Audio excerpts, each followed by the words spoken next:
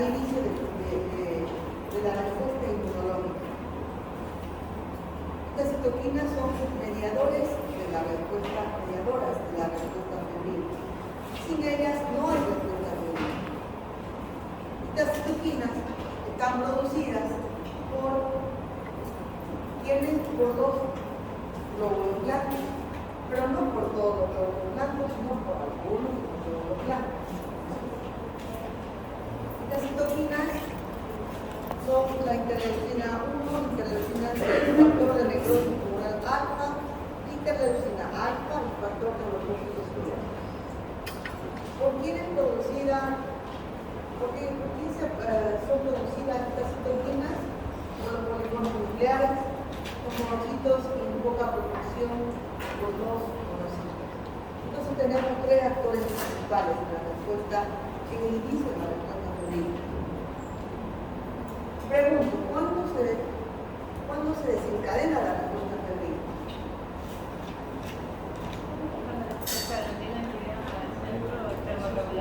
¿Perdón? Cuando las prostaglandinas llegan al hipotálamo. Ese es el segundo proceso. ¿Qué es necesario para que se desencadene la respuesta febril? Exactamente, tiene que haber algo que desencadene la respuesta, la liberación de citoquinas y después la transformación de prostaglandinas y luego la respuesta febril. Pero antes tiene que haber el reconocimiento de algo extraño en el cuerpo. Ese algo extraño puede ser un fragmento de la pared de un virus, puede ser un fragmento del virus, puede ser el componente de la membrana bacteriana, puede ser un componente del hongo, etc. Tiene que haber algo. Y si no es un agente infeccioso, existen también proteínas que nuestro cuerpo reacciona cuando hay un cáncer en nuestro cuerpo. Por ejemplo, la famosa fiebre del hemo. O cuando hay una reacción alérgica a algún componente de algo. Por ejemplo, la picadura de un insecto, de una abeja. A veces la reacción es tan intensa que da lugar a la liberación de mediadores de la respuesta febril, y parte de la respuesta alérgica es fiebre. Entonces, el primer condicionante es que haya el reconocimiento de algo extraño, de algo que nuestro sistema inmunológico lo detecta como extraño. Y para detectar eso extraño es necesario que el neutrófilo tenga unos receptores que reconozcan lo propio y reconozcan lo extraño. Ese es el primer momento de contacto donde va a reconocerse un elemento extraño. Entonces tenemos estos actores de la respuesta febril. Uno, la presencia de un agente extraño, que en este caso es dibujado en una bacteria, que tiene proteínas, pero principalmente lipopolisacáridos, que son en las bacterias, gram negativas sobre todo, las encargadas de la respuesta febril, los neutrófilos y los receptores. Estos receptores que están en la membrana del entorno. Entonces, una vez que se detecta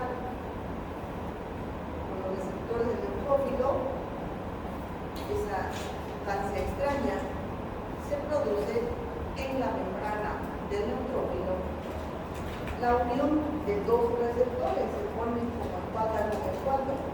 Ese proceso se llama dimerización. Estos son monómeros, cuando son dos ya son dímeros, entonces produce un proceso de dimerización. Una vez que se unen los receptores que se produce la dimerización, es como que si las puertas, digamos así, de la membrana celular se abren se desencadena ya dentro de la citoplasma celular la activación de diferentes tipos de proteínas secuencialmente se activan, se fosforilan y aparece el factor nuclear kappa B. El factor nuclear kappa B es el que va a inducir la formación de estas llamadas citoquinas proinflamatorias o también, en el caso de la fiebre, mediadores febriles o citoquinas pilógenas. Luego, este factor de transcripción nuclear kappa B va a inducir, te decía, la formación de estos mediadores de la respuesta febril, citoquinas pilógenas, que ya las hemos mencionado, y a partir de ahí se va a dar lugar a la formación de las prostaglandinas. ¿Cómo se van a formar las prostaglandinas? Por un proceso que se origina en la membrana celular. Ahí vamos a ver que existe un ácido graso que se llama ácido araquidónico. Ese ácido araquidónico, frente a cualquier señal, frente a la presencia de cualquier agente que daña la membrana celular, va a liberar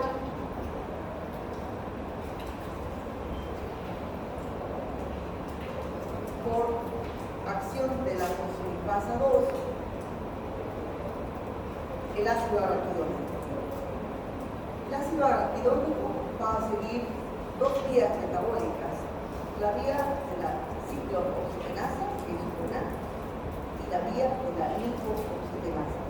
Ambas vías son vías del proceso inflamatorio. Ambas son vías del proceso inflamatorio. La vía de la ciclooxigenasa, ¿por qué es importante? Porque es a través de esa vía que se va a dar lugar a la producción de prostaglandinas como mediador inflamatorio, pero además de tromboxanos y prostaciclinas. La otra vía, la vía de la lipooxigenasa, va a dar lugar a otros mediadores inflamatorios, como los leucotrienos y las leucocinas. Esta dicotomía, la separación de las vías, una vez que se inicia el proceso inflamatorio, es importante conocerlas, porque cuando un paciente está con fiebre y con inflamación, habitualmente utilizamos inhibidores de la ciclooxigenasa. Pero cuando tenemos una respuesta inflamatoria muy intensa, donde los inhibidores de la ciclooxigenasa no son suficientes, utilizamos inhibidores de la lipooxigenasa. Inhibidores de la lipooxigenasa son los corticosteroides, dexametasona, prednisona, hidrocortisona, etc. Esos son potentes antiinflamatorios inhibiendo la vía de la lipooxigenasa. Ibuprofeno, naproxeno, aspirina y todos los otros antiinflamatorios actúan inhibiendo la vía de la ciclooxigenasa. Algunos son selectivos, porque van a ver ustedes que una vez que se forma la ciclooxigenasa, tenemos, por lo que les he mencionado, tenemos dos tipos de ciclooxigenasa. Una que ya está y otra que frente a la lesión, a la injuria, se forma. Entonces, una es constitutiva y la otra es inducida. Entonces, los antiinflamatorios actúan selectivamente sobre la COX-2 y la mayoría de los más antiguos actúan sobre los dos, pero principalmente sobre la COX-1, la ciclooxigenasa 1. ¿Qué importancia tiene esto? Verán ustedes en farmacología que la ciclooxigenasa constitutiva, que se llama COX-1, se abrevia COX-1, se encuentra en dos lugares fundamentales. en la mucosa gastrointestinal y a nivel de las células renales. ¿Cuál es el efecto principal de las prostaglandinas? Es un efecto vasodilatador, efecto fundamental de las prostaglandinas. Si inhibimos la prostaglandina, ¿qué va a suceder con ese efecto?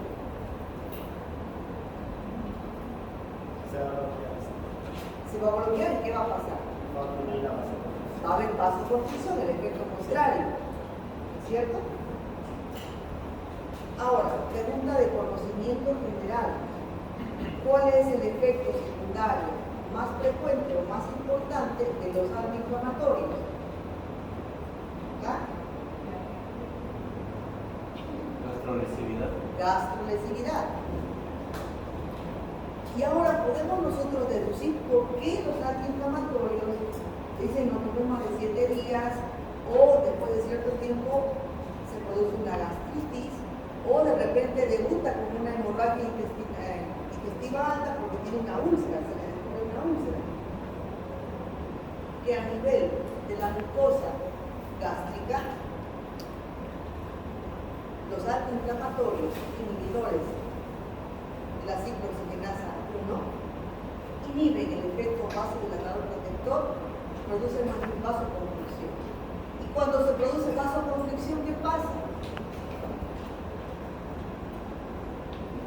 Cuando no hay suficiente arreglo sanguíneo, ¿qué pasa? ¿Qué hay? Isquemia, ¿verdad? No hay gas. Hay isquemia. Y un tejido isquémico, ¿qué pasa con un tejido isquémico? Puede necrosarse, ¿no? Entonces, verán ustedes, que ahora pueden deducir por qué un antiinflamatorio cuyo efecto principal como antiinflamatorio es bloqueando la ciclooxigenasa 1, corre riesgo el paciente de desarrollar gastrolesividad. ¿Lo entienden? ¿Entienden, verdad? Bueno, también hemos dicho que se encuentran a nivel del parénquima renal, de las células renales. Y también ahí las prostaglandinas son vasodilatadoras, su efecto no va a cambiar en ninguna parte del cuerpo. ¿Qué va a pasar a nivel renal? Igual va a producir vasoconstricción. Lo mismo, si hay vasoconstricción, va a disminuir el flujo al parénquima renal.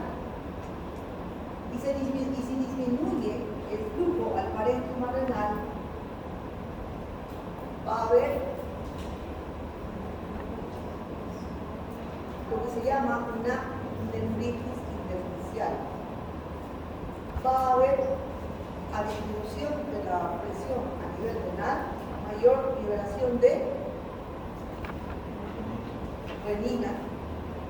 Por lo tanto, el paciente tiende a hacerse hipertenso, que la renina, que es el vasoconstrictor más potente que tenemos, ¿cierto?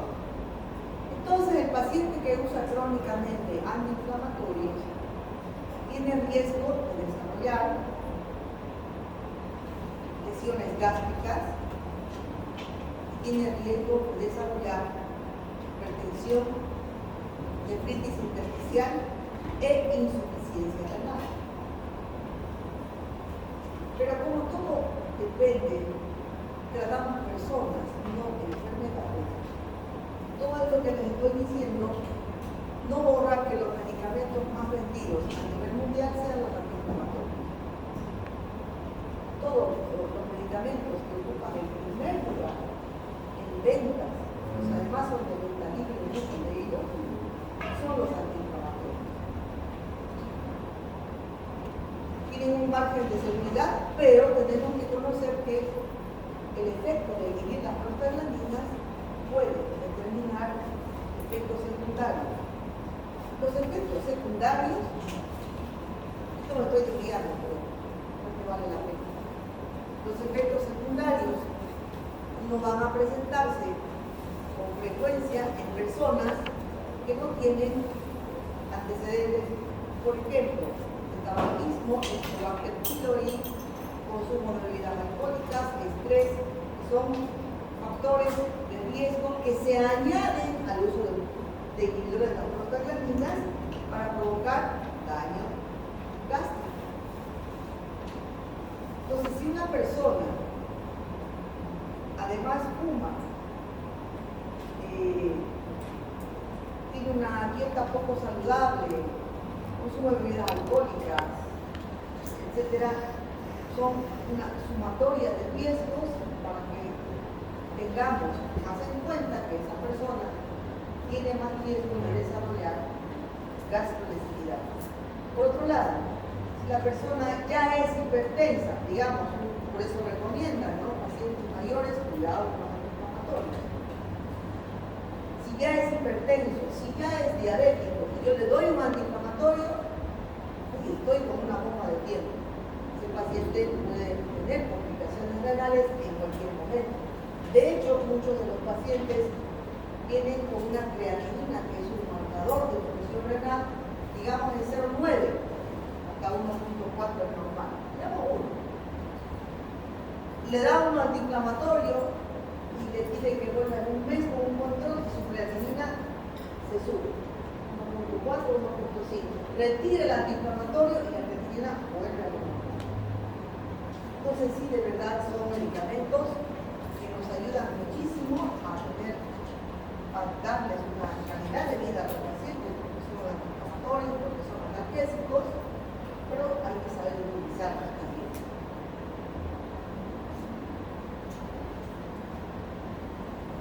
De ahí que cuando hablamos de inhibidores de la ciclooxigenasa han aparecido otros antiinflamatorios selectivos, inhibidores selectivos de la COX-2. Son los que ahora de ellos queda solamente uno, que es el ketoricosib. Al ser selectivo de la COX-2 exclusivamente, hay un menor, hay menor riesgo de gastroenteritis y menor riesgo de alteración de la función renal. De ahí que en personas mayores o cuando se va a necesitar a largo plazo un antiinflamatorio, de preferencia deberá elegirse un inhibidor de la COX-2 exclusivo. Sin embargo, al ser exclusivamente inhibidor de la COX-2, la potencia antiinflamatoria ya no es la misma. Un inhibidor de la COX-1 igual que la COX-1 y la COX-2 siempre va a ser de mayor potencia. Bueno, ¿alguna pregunta? ¿Cuáles es lo que eran los órganos? ¿Perdón? ¿Cuáles eran? ¿El nombre? De los inhibidores exclusivos de la COX-2, celecoxib, ketoricosib. Bueno, una vez ya que se han formado las prostaglandinas van a tener efectos a nivel periférico y a nivel central, a nivel hipotalámico. El efecto a nivel periférico es ese efecto que caracteriza al inicio de las enfermedades virales, bacterianas o cualquier proceso febril, es esa sensación de dolor muscular o articular. Entonces va a haber mialgias y artralgias. A nivel hipotalámico, cuando la activación de la prostaglandina E2 llega al hipotálamo, ¿qué va a hacer? Va a modificar el punto que regula la temperatura. El punto de termorregulación lo va a modificar. A nivel hipotalámico, las prostaglandinas llegan por la circulación sistémica, porque se producen prostaglandinas en todo el cuerpo. Pero además de recibir prostaglandina E2, el hipotálamo, de la circulación sistémica, recibe prostaglandinas por activación in situ a nivel hipotalámico de prostaglandinas. De tal manera que llegan las prostaglandinas ahí, al hipotálamo, pero además llegan otros mediadores inflamatorios que se liberan localmente y que unidos a la prostaglandina van a dar lugar a la respuesta en vivo. Tenemos a nivel hipotalámico diferentes receptores para la prostaglandina E2. Hay varios tipos de prostaglandina. La que desencadena la respuesta febril es esa denominada prostaglandina E2. Esa prostaglandina E2 a nivel hipotalámico tiene receptores y tiene varios receptores que se van uniendo a cada prostaglandina, pero es el receptor llamado EP3 que cuando entra en contacto con la prostaglandina a nivel hipotalámico se modifica el punto de termorregulación. Los efectos de las prostaglandinas entonces estimula a nivel de las células gliales la producción de AMP cíclico. El AMP cíclico activa las terminales del centro termorregular. Esa es básicamente la función bioquímica de las prostaglandinas a nivel del centro termorregular. A través de eso va a modificar el rango de temperatura. Allá va a producir inicialmente una vasoconstricción que principalmente se observa al inicio en las extremidades y luego la sangre se desvía hacia los órganos internos y disminuye la pérdida de calor por la piel. Como el cuerpo se enfría inicialmente, empieza a temblar, a haber una fasciculación muscular, y es lo que sucede antes de que se eleve la temperatura, que es la presencia de esa sensación de frío o escalofríos que precede a la fiebre.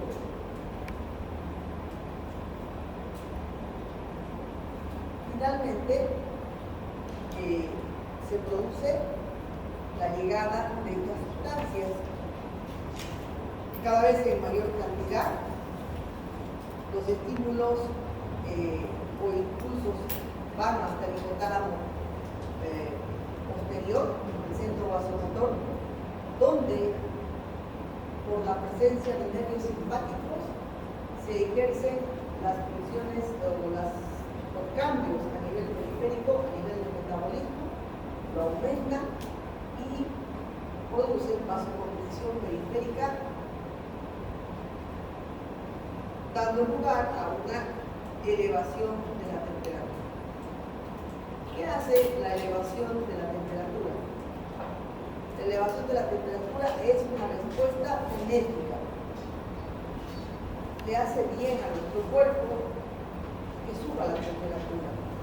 Entonces, a veces no es tan importante bajar la temperatura, porque tenemos algo que ha desencadenado esa respuesta.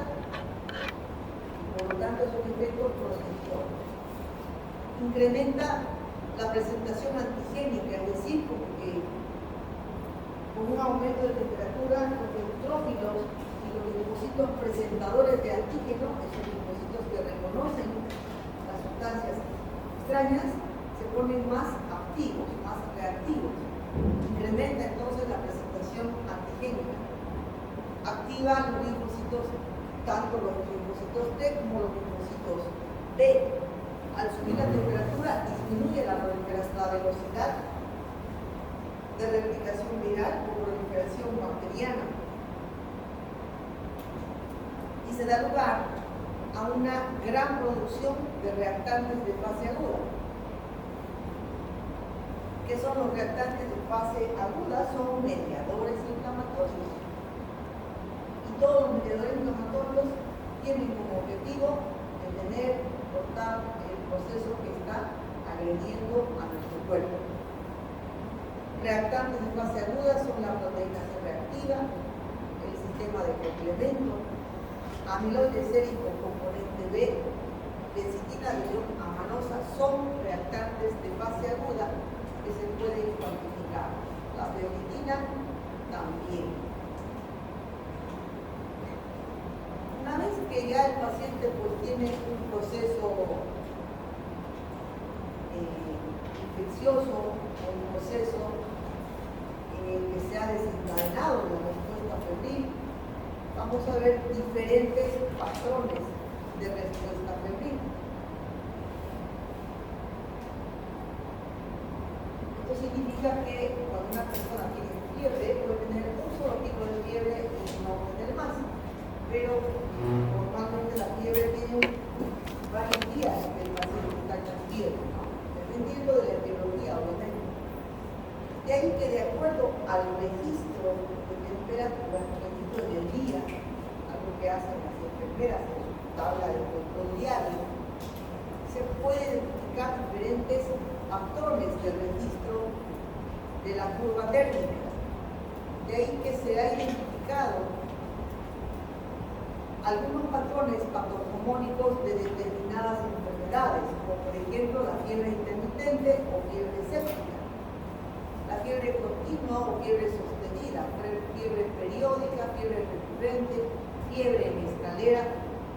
Y bueno, a veces ni siquiera miramos la curva térmica, no preguntamos, ¿tiene fiebre o no tiene fiebre? ¿Tuvo fiebre o no? Pero es importante ver el registro que hace la enfermera, porque hace varias mediciones al día y se forma una gráfica. Si de acuerdo a esa gráfica nosotros podemos utilizar.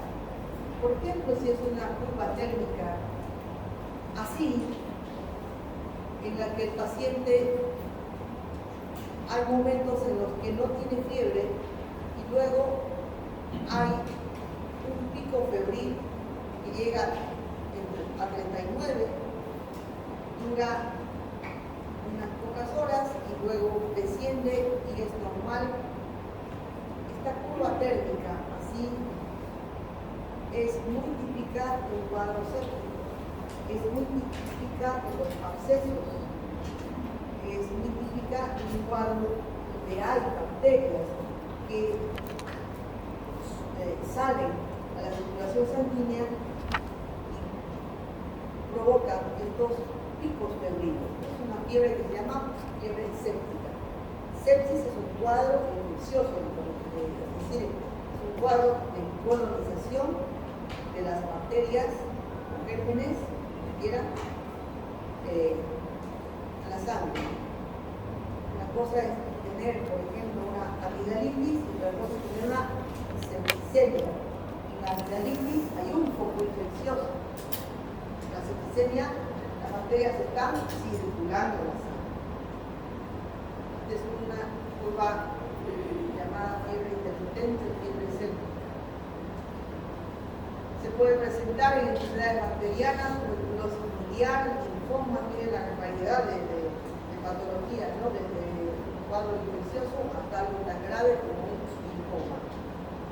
Este tipo de curva térmica, ahí nomás pueden ver que prácticamente no varía más de 0,6 grados centígrados, porque se llama fiebre continua, o también fiebre sostenida. Las variaciones durante el día no son mayores a 0,6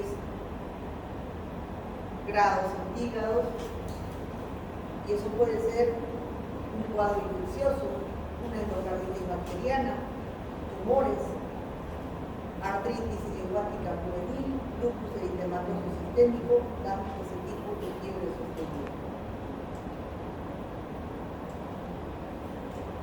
La fiebre periódica es una fiebre que aparece por periodo, ¿no?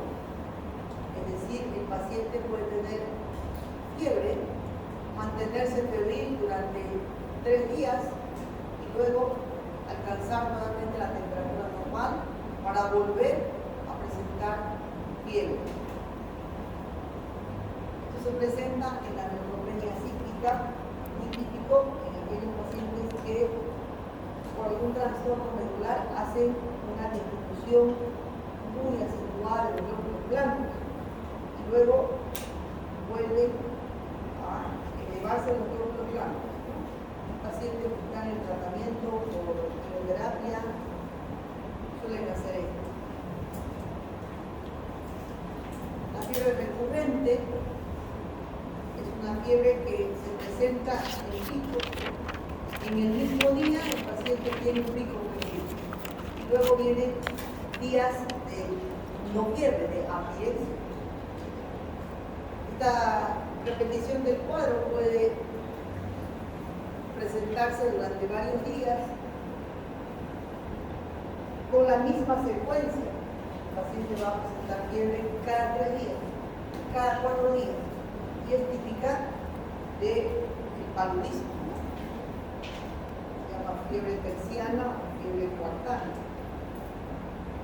La fiebre de escalera es esto como una escalera. El paciente comienza,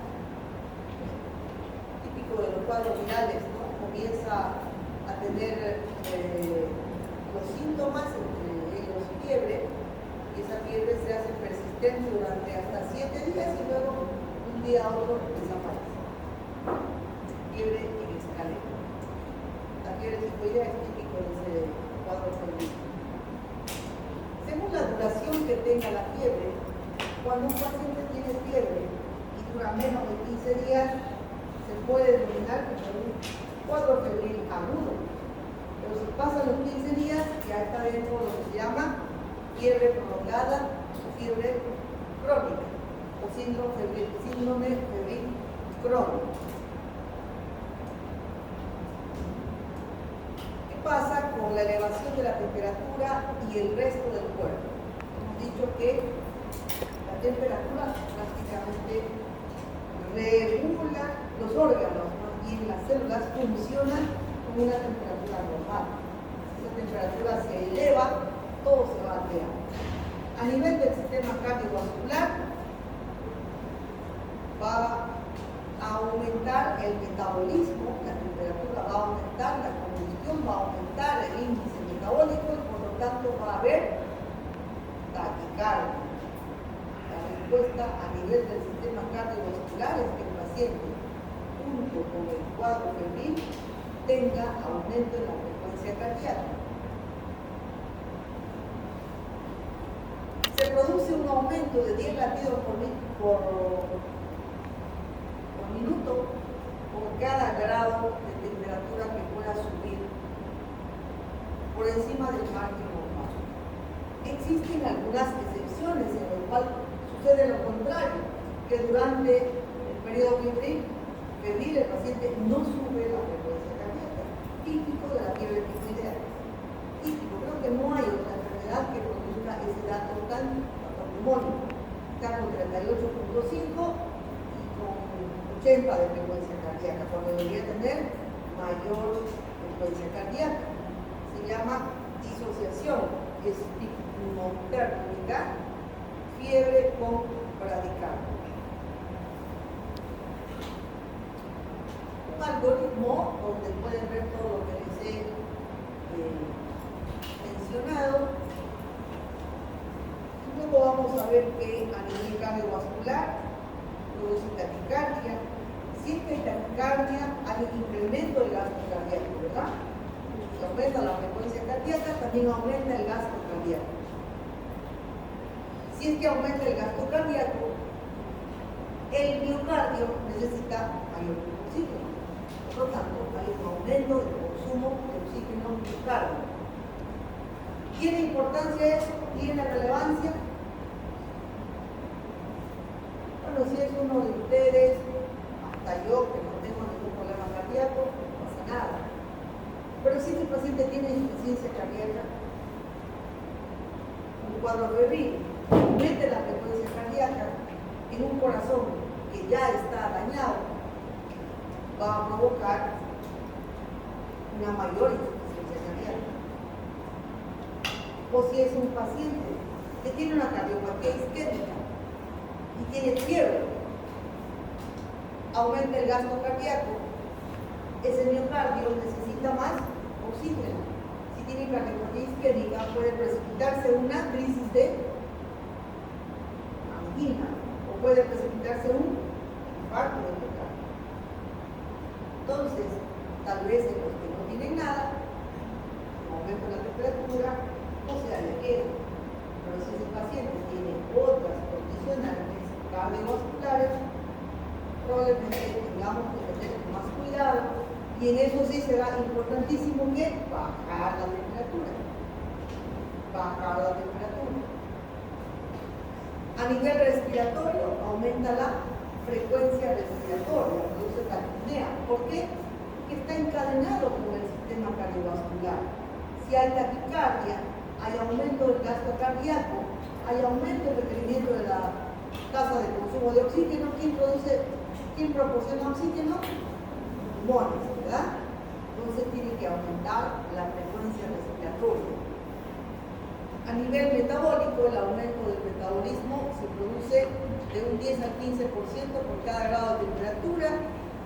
Las proteínas empiezan a tener una mayor destrucción, un mayor catabolismo, al igual que las grasas. Hay aumento de la secreción de esteroides, de hormonas tiroideas y de hormona antidiurética. ¿Qué tal? Si la fiebre pues dura un día, no pasa nada en esto. Pero si la fiebre dura 15 días con fiebre, el paciente va a perder masa muscular y va a perder peso. Falta peso.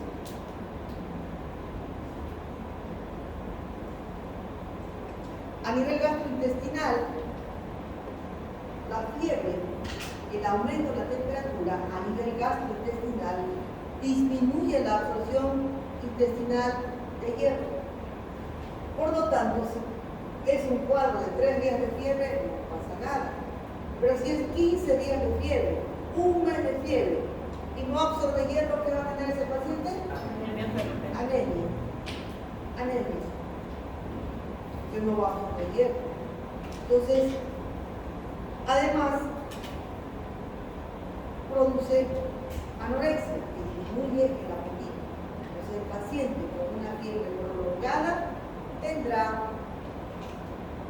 pérdida de peso, pérdida de masa muscular, anemia y además, asociado a todo eso, anorexia. ¿Reconocen ustedes estos síntomas en un paciente febril? Cuando uno está con fiebre no quiere comer, ¿verdad? No quiere tomar líquido, estar acostado. Todo eso efecto de quién es. ¿De quién es el efecto? ¿Qué son las arpistas que producen eso? Las prostaglandinas. Es la respuesta inflamatoria.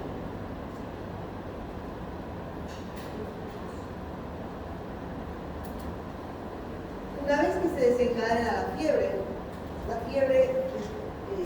actúa a nivel de las glándulas endócrinas y da lugar a la liberación también de ciertos péptidos propios, que como nuestro cuerpo trata de regularse, se llaman péptidos antipiréticos. Como podemos utilizar una dipirona para bajar la temperatura, nuestro cuerpo también tiene formas de tratar de devolver la temperatura a la homeostasis corporal.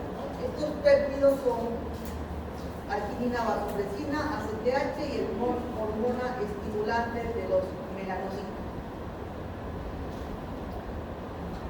De todos estos es muy importante la hormona estimulante de los melanocitos.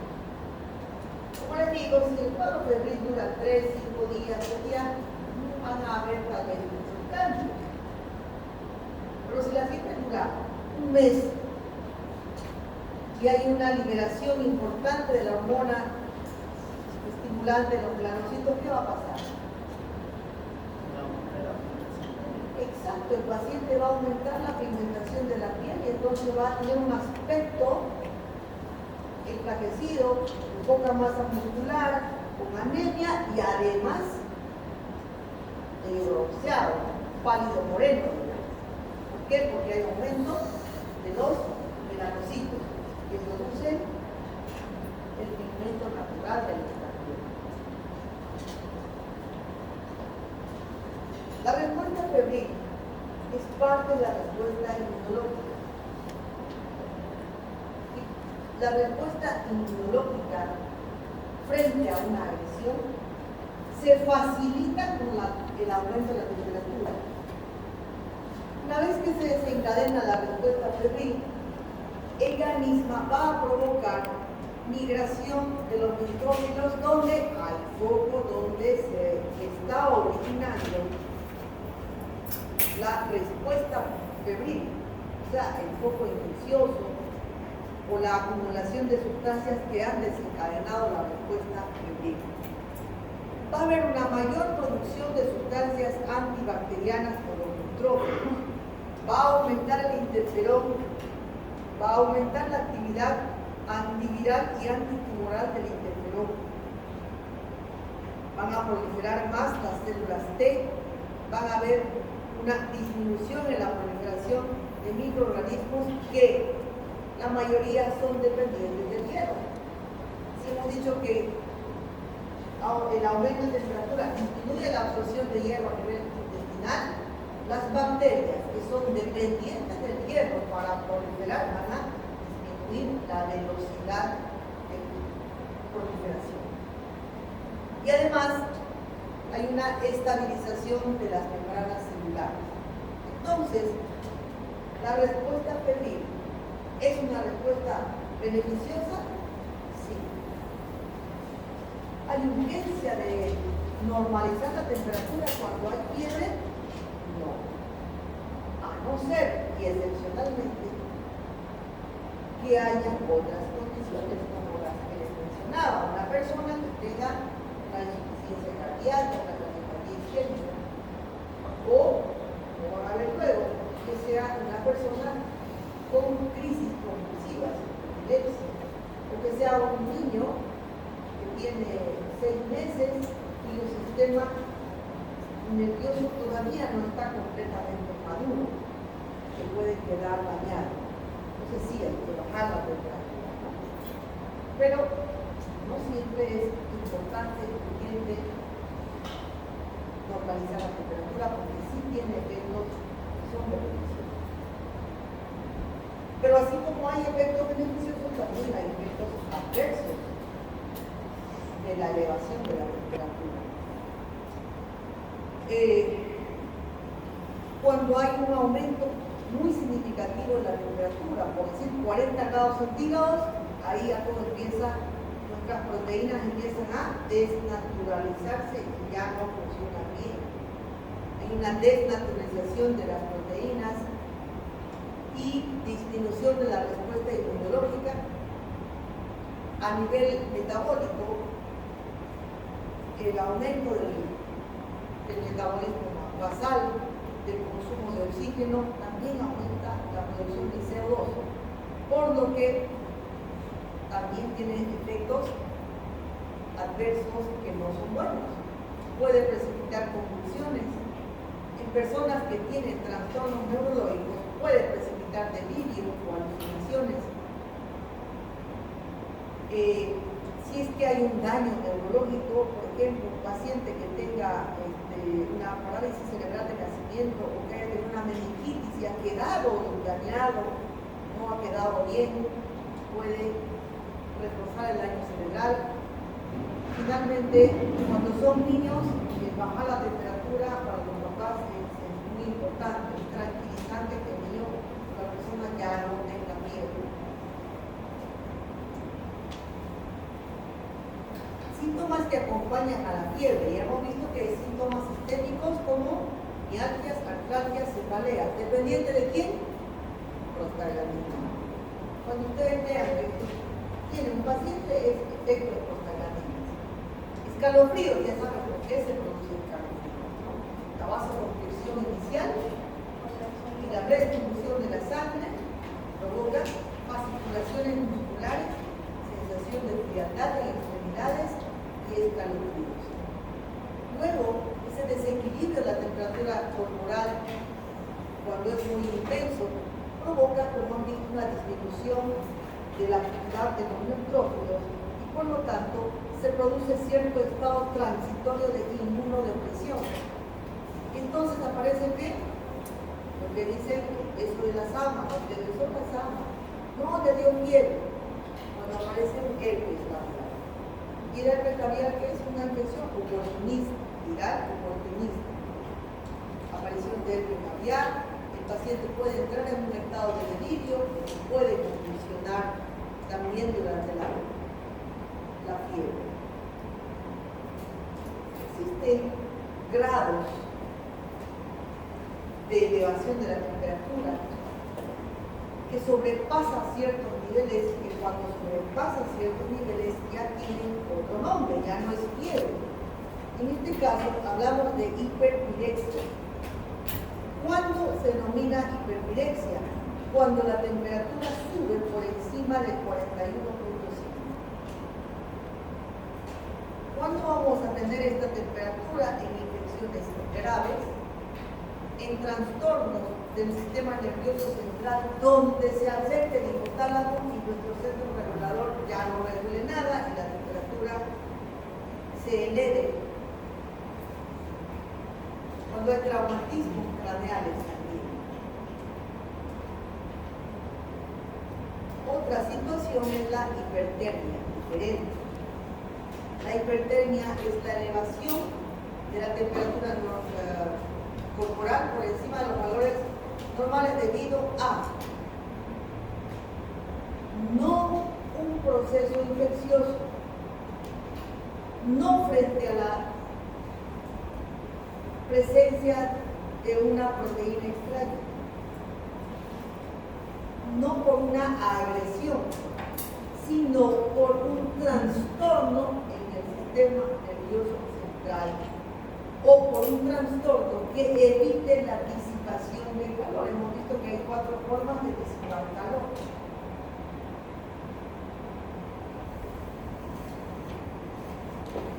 Una producción excesiva de calor, una disminución en la disipación del calor y una pérdida de la regulación central. Cuando hablamos de hipertermia es que se ha perdido la capacidad a nivel central, a nivel hipotalámico, de regular la temperatura. Se ha perdido la capacidad de termorregulación hipotalámica. Aquí no hay prostaglandina, pirógenos, mediadores inflamatorios, no hay. Es un proceso patológico de daño central. Esto se presenta mucho, pero ya no, los anestesiólogos lo dirán, cuando el paciente hacía una reacción al alotano, que es un anestésico general. Había una reacción al alotano, y entonces el paciente hacía una respuesta como esta, una elevación rápida e intensa de la temperatura corporal, que tiene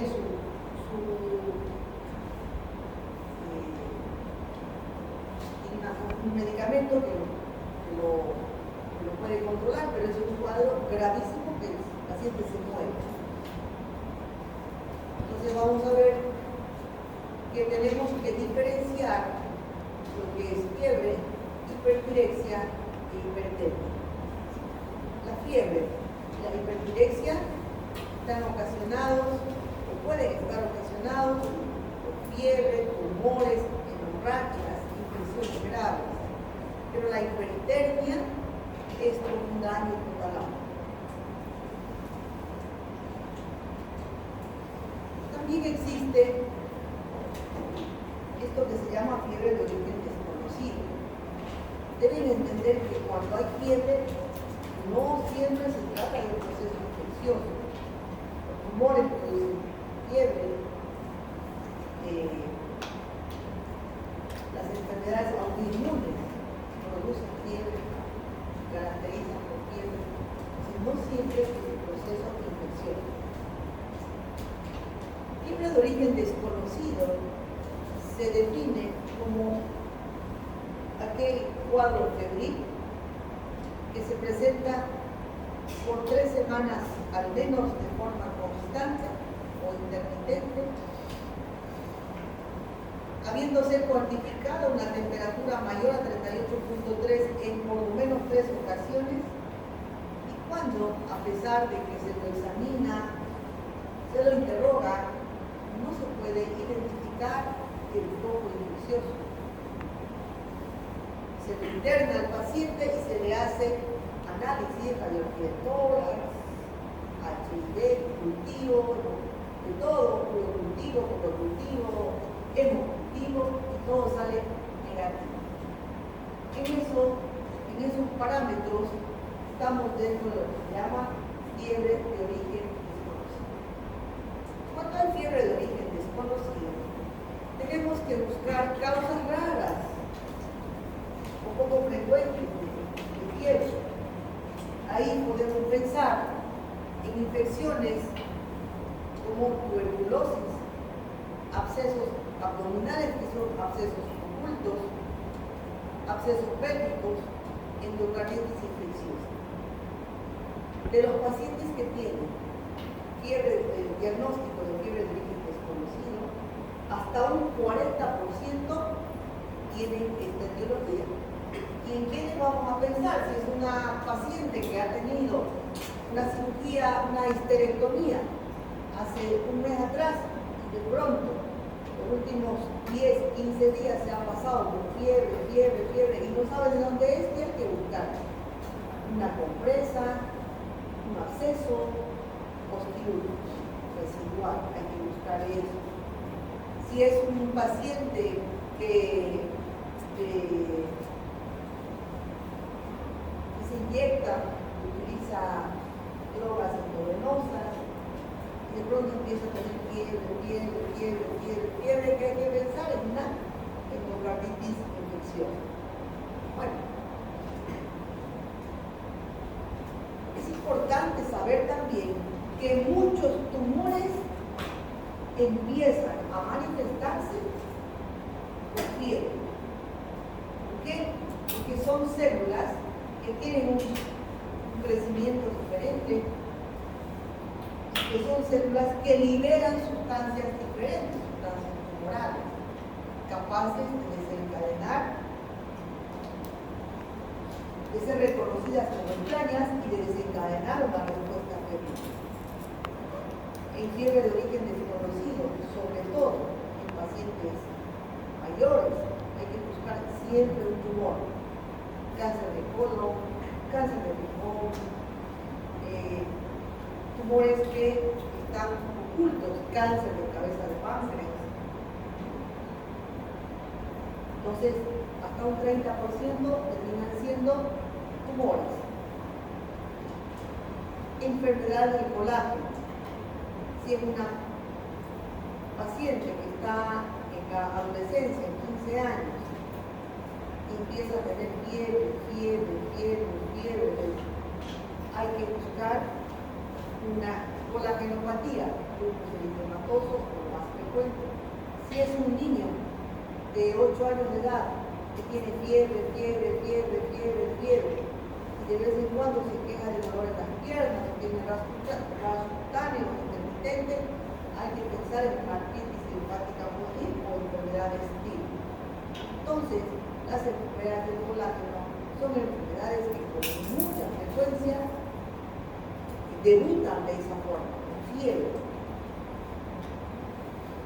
También algunos fármacos pueden desencadenar fiebre. Y vamos a ver nosotros que la fiebre como único signo de enfermedad, para poder orientarnos en cuanto al origen de la fiebre, a la etiología, tenemos que buscar síntomas y signos acompañantes. Hay algunas asociaciones que son muy relevantes para orientarnos en el diagnóstico. Por ejemplo, fiebre y erupción. Pueden ser petequias, púrpuras, exantemas, lesiones nodulares, eritema, urticaria, úlceras, infecciones. Siempre nos van a orientar a enfermedades virales, por ejemplo, el dengue, ¿no?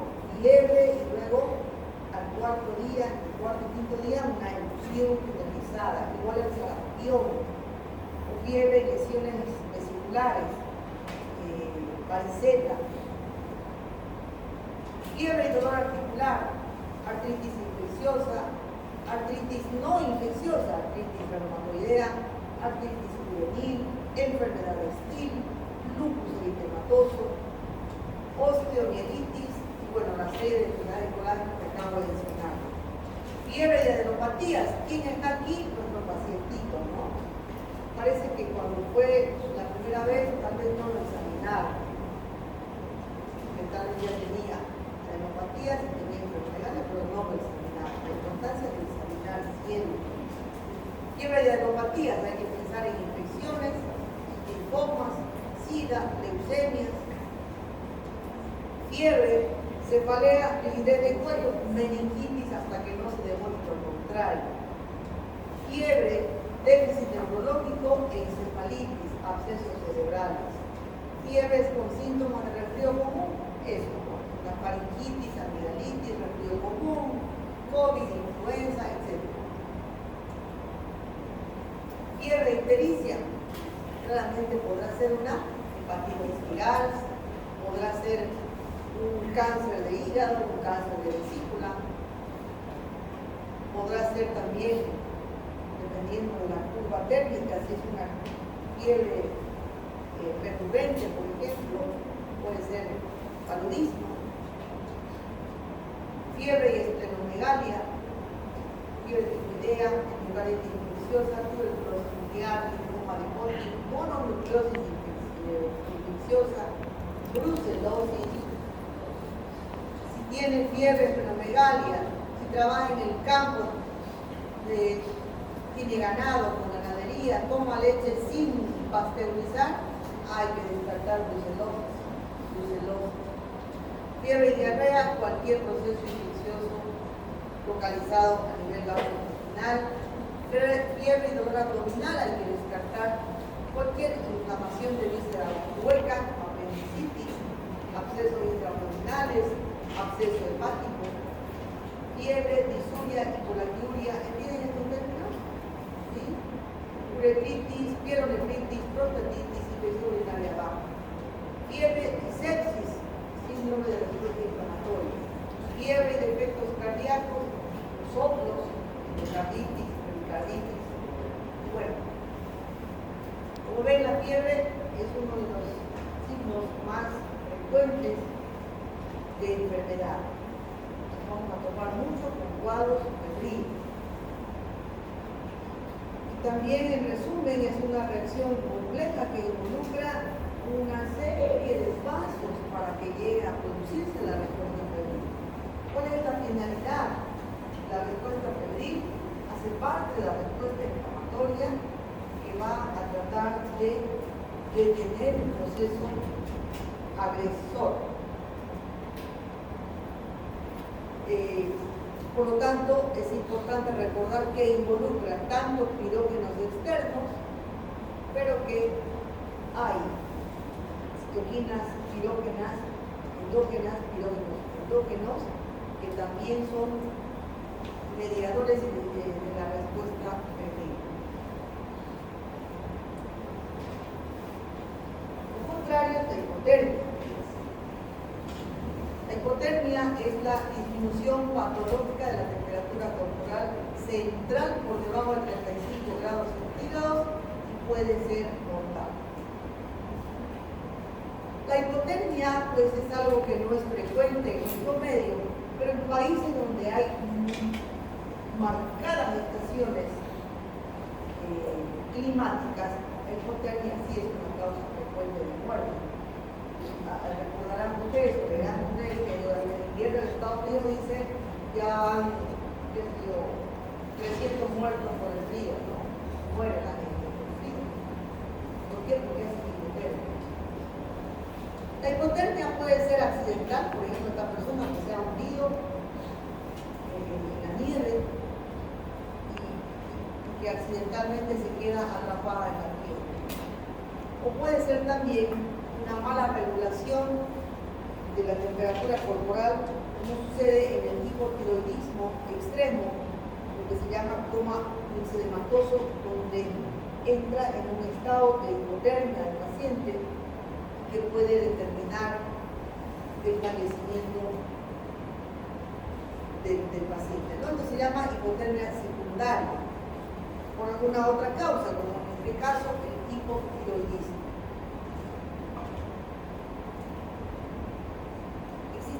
niveles de hipotermia que pueden ser reversibles. Y cuando llega a cierto límite ya es irreversible de volver al cuerpo la normalidad de los órganos que ya han sufrido un daño por hipotermia. Entonces, tenemos que la hipotermia es leve cuando la temperatura baja de 35 hasta 32, moderada de 32 a 28 y severa de 28 a 20 grados centígrados. Y de acuerdo a la temperatura, esta es la temperatura central, de acuerdo a estos cambios en la temperatura, hay también cambios en nuestro organismo. Inicialmente aumenta el requerimiento de oxígeno, la tasa metabólica disminuye, por lo tanto hay hipotensión, tendencia a la bradicardia. Si la temperatura sigue bajando, ya se producen cambios en la conducción eléctrica del corazón, arritmias cardíacas, trastornos neurológicos, el paciente entra en coma, hay una hipotonía muscular intensa y la hipotermia es severa, cursa con disminución, además de todo lo que hemos hablado, disminución de la tasa de filtración glomerular, giro paralítico, preglicemia, hiperpotasemia, acidosis y el paciente se muere en asistolia, por eso se detiene. Bueno, ¿tienen alguna pregunta?